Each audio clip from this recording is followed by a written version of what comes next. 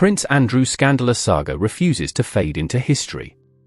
Just when it seemed the disgraced royal was slipping into quiet obscurity, UK authorities have revealed they are looking into claims that Andrew sought information about his accuser, Virginia Giuffre, through his police protection. This shocking development doesn't just reopen old wounds, it deepens them. It shines a harsh light on a man who, for decades, has moved through life cushioned by privilege, insulated by status, and apparently unburdened by the accountability that ordinary people must face. The allegation itself is staggering. If Prince Andrew indeed tried to use his police protection officers to obtain information about Virginia Giuffre, it would represent a blatant misuse of state resources and a deeply cynical exploitation of power. These protection officers are funded by the public purse, assigned to safeguard a member of the royal family, not to serve as personal informants in a scandal tied to sexual abuse allegations. The notion that Andrew may have treated them as tools for his own defense is not only disgraceful but reveals the entitled mindset that has defined much of his behavior throughout this entire ordeal. Andrew has consistently denied Giuffre's claims that he sexually abused her when she was a teenager, and he eventually settled the case out of court for an undisclosed sum. That settlement, while not an admission of guilt, effectively ended any hope he had of restoring his reputation. It was a move that spoke volumes: pay, retreat, and hope time erases the damage. But time hasn't erased it. It has only made the stench of privilege stronger. And now, with this police inquiry, Andrew is being dragged back into the public eye in the most humiliating way possible, not as a royal figure, but as a man whose name is synonymous with scandal. The disturbing element here is not just the claim itself, but what it reveals about the machinery that protects people like Andrew. Even after being stripped of his military titles, royal patronages, and use of His Royal Highness, he continues to enjoy state-funded protection.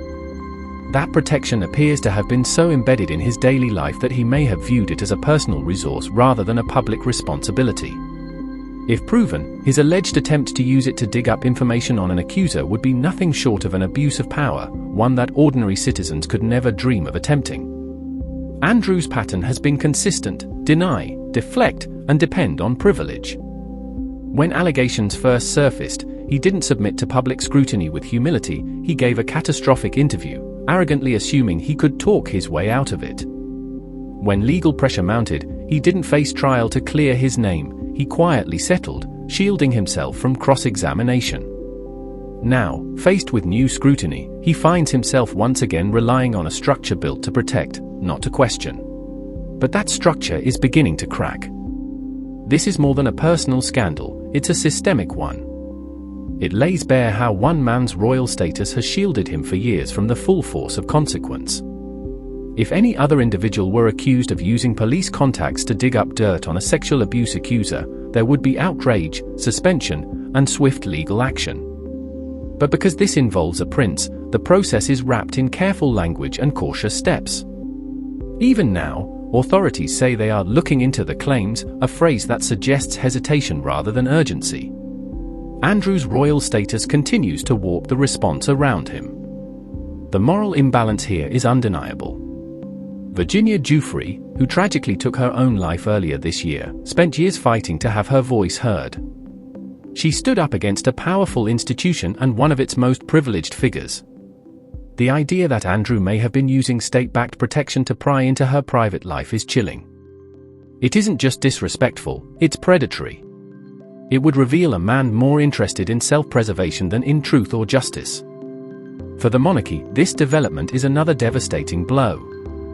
The institution has spent years trying to contain the Andrew scandal, stripping him of his roles and keeping him out of public life.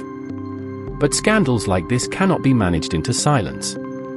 They linger because they touch on fundamental questions of fairness, justice, and abuse of power. Andrew may no longer be on the balcony or in uniform, but his actions continue to stain the royal name. Every revelation reinforces the public perception of a man who used his position not for service, but for self-interest. There comes a point when even the most powerful must face accountability. Andrew has been allowed to linger in the background, a prince in name only, living a quiet existence while taxpayers continue to fund his protection.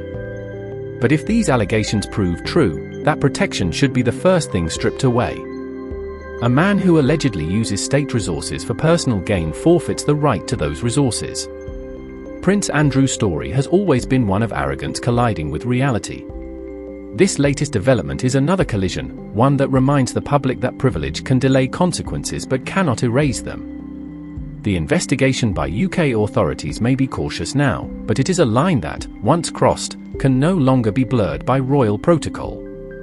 The world is watching a man who once represented royal dignity descend into a cautionary tale about power, entitlement, and the slow but inevitable march of accountability. No title, no amount of denial, and no layer of police protection can hide him forever.